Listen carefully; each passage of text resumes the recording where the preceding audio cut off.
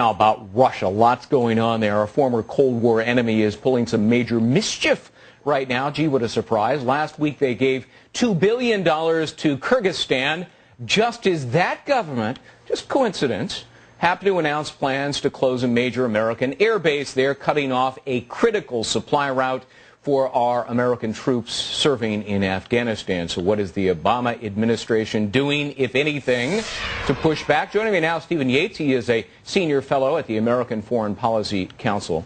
Before we get to the Obama administration, Russia insists it played absolutely no role in shutting down the Manas base, which pretty much tells me they had everything to do with it. And now they say, oh, gosh, we want to cooperate with the Americans. That's preposterous, isn't it? Well, it's absolutely right. We should be asking at least a minimum questions about how serious Russia is about helping. I mean, after all, Russia has a historical view towards its near abroad that is not entirely consistent with our interests in trying to fight a war on terror in Central Asia. Ever since we arrived in Central Asia in a big way post 9/11, they've been doing everything possible to constrict our ability to maneuver and to try to marginalize in that region with an eye towards getting us out.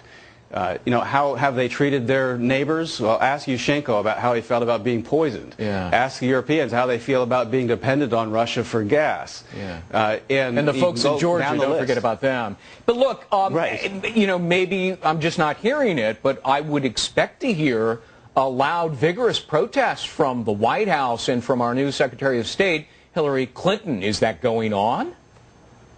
Well, we're not hearing it. It's early in the administration, and perhaps they're trying private diplomacy and conversations at the outset. After all, Vice President Biden was over in Europe talking with allies over there, perhaps had some things to say and things to hear about the Russians, and with the Afghan mission in particular. But I think that what's important is they have to recognize whatever they thought of the Bush administration, its failures in dealing with Russia didn't have to do with a lack of dialogue. The Bush administration did everything it could to push Russia into the G8, somewhat compromising the mission of that financial organization. Right. Had a host of dialogues. Every strategic issue of consequence we consulted with Russia, from North Korea to Iran, where, by the way, the Russians play both sides. Right. And so we really went a long ways. Stephen, I mean, look, it's not just the closing of the Manas base, but the Russians deliberately leaked these notorious plans for naval and air bases on the shores of the Black Sea. They're planning to set up this anti-missile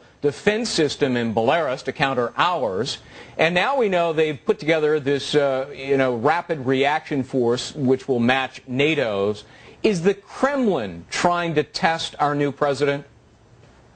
It sure seems that way to me. And I think they would have tested any president coming in, but especially one that comes in saying that we're going to talk with our enemies and others abroad as a first step towards trying to restore American prestige.